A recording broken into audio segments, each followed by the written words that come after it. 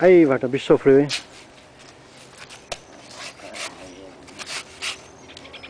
Posso passar o coco inteiro, cara?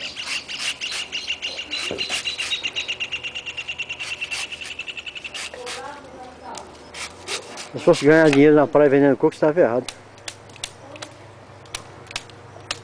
Pô, então não desperdiça não.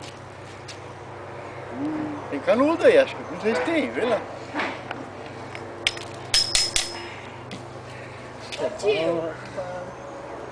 Somos isso pra caramba, hein, Moisés? Se for bom pra saúde, eu vou te falar, tô bem, viu?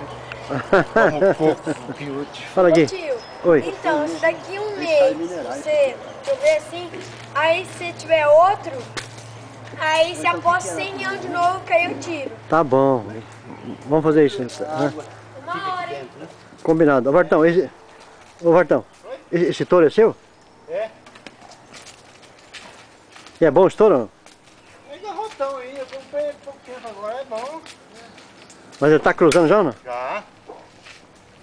Pegou a Suíça essa semana aí, deu uma fincada nela aí. O bicho ficou com o rabo erguido o dia inteiro. Pegou aquela ali, ó.